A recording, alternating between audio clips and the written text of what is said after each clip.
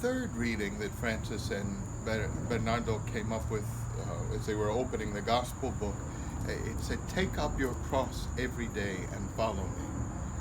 Right? And so that becomes very important to us as Christians, but in particular as Capuchins. Take up your cross every day and follow me. The cross comes in so many different ways, right? We have to accept the difficulties of life as they come, the struggles, sometimes the suffering that comes. And we have all these little ways as Capuchins that we remember, right? Our habit is to be like a simple brown cross. And so especially those friars who are a lot thinner than me, when they lift up their arms, it's the perfect proportions to see that cross. We have a tradition, not a requirement, but a tradition that the cross that we wear on our rosary usually doesn't have the corpus. It's just a plain cross to remind us that we are to be that man on the cross with Christ, right? St. Paul tells us that I make up in my own flesh what is lacking from the sacrifice of Christ. And so we take up that cross, right? And so how do we do that?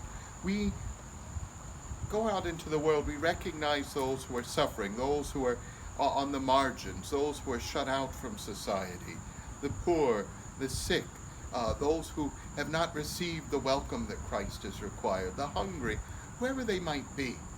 And we are able to embrace these people as brother and sister, not just as, oh, you poor little thing.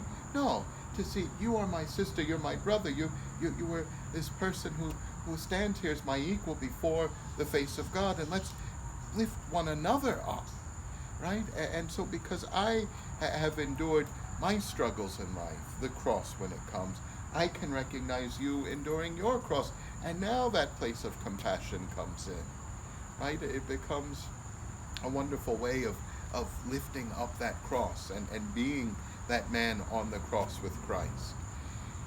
And as life continues too, how many struggles we have. It was famous with Solanus Casey, how there were brothers who suffered in his own community, and he would pray often for so many people that would come to him with illnesses for their healing, and ask for God's merciful healing on those people. Someone once asked, "Why do you never pray for the healing of your brothers?"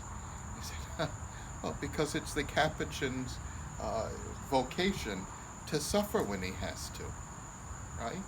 And so why take the cross away from my brother? That cross may be what leads him to his glory."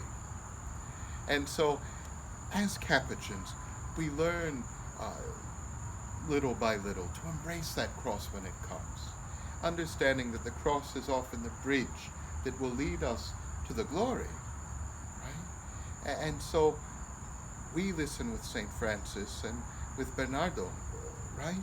To learn how to sell all that we have, to take nothing with us from the journey, but rather to walk in faith and trust, and to finally take up our crosses, guided, right, by the Testament, by a life of prayer, by a life of being that man with Christ on the cross when it comes.